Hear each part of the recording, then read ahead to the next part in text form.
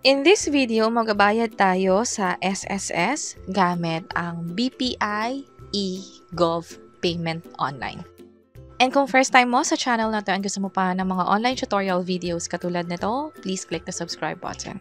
Gamit ko ngayon yung SSS mobile app. Bali na-install ko na to. Pwede nyo itong i-download from Play Store or App Store. And pag in-open nyo nga yung SSS, pwede na kayong mag-login gamit yung user ID and password nyo sa my.sss online account ninyo.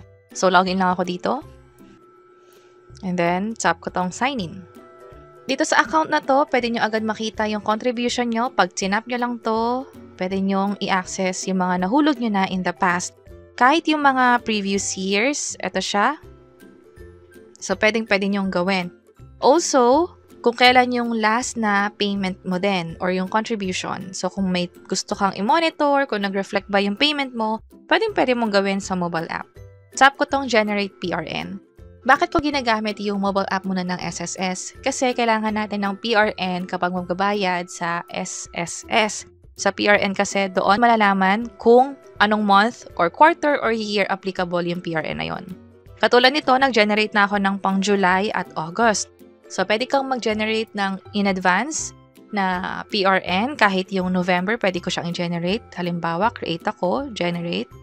And then, for voluntary, dito sa membership type, piliin ko lang. Pag OFW naman, pwede nyo piliin to. Pero pag OFW, mas mataas yung contribution niya. Minimum is 1,050.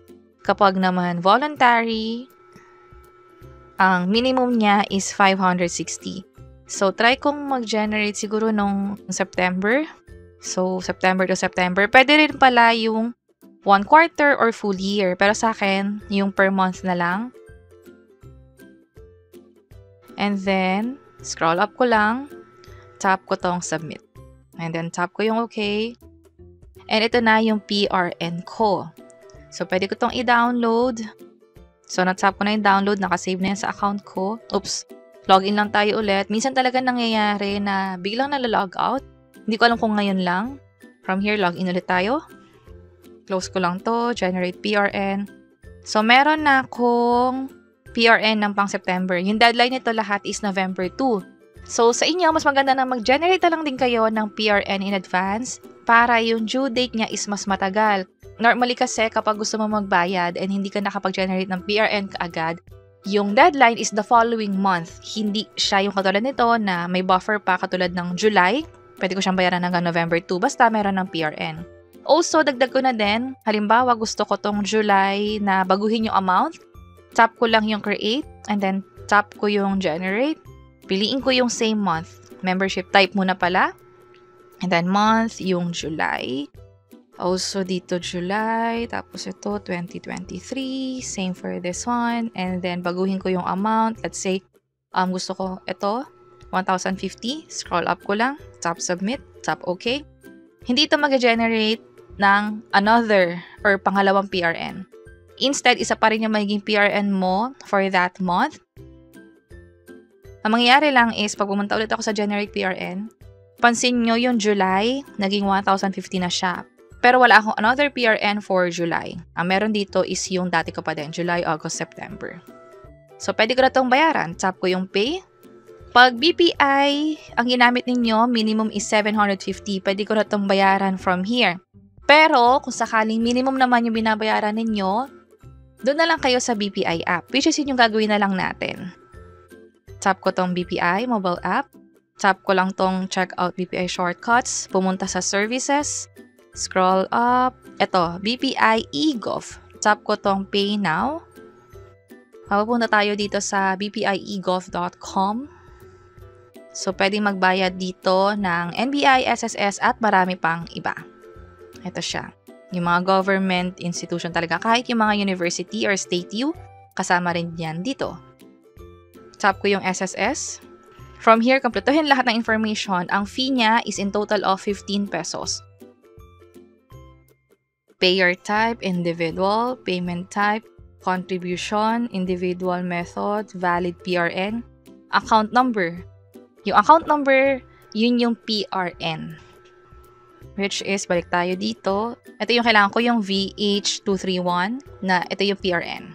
Also, yung PRN nga pala is nagbago mismo, pero hindi ka magkakaroon ng more than one na PRN.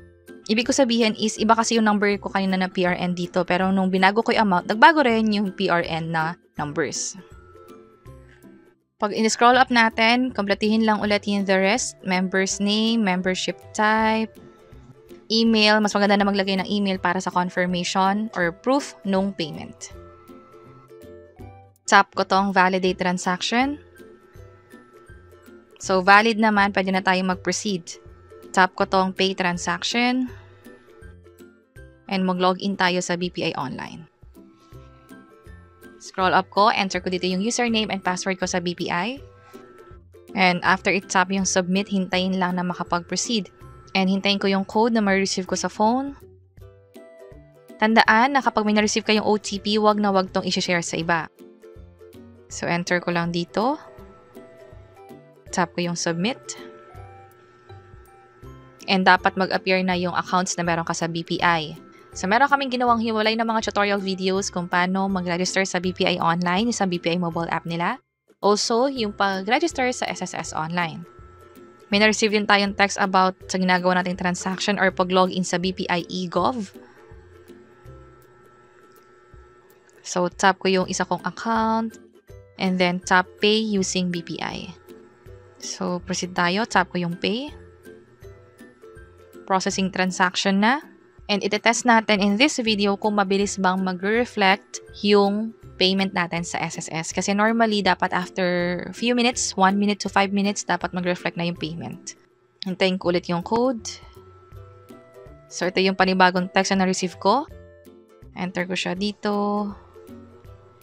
Tap proceed. And payment successful, meron dito ang main reference ID, which is yun yung PRN na ginamit natin for payment sa SSS. Go back to homepage na lang tayo. And then dito sa SSS, punta tayo sa home. Tap ko to.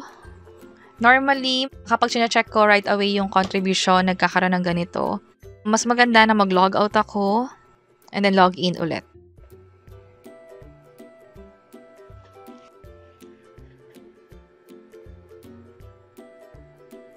Ayan, nag-appear na yung payment sa July. So, successful, hindi tayo nagkaroon ng kahit na anong issue sa pagbayad online at napaka-convenient gamitin ang BPI online payment. Merong charge na 15 pesos, so kung okay lang sa inyo yun, pwede kayo mag-proceed.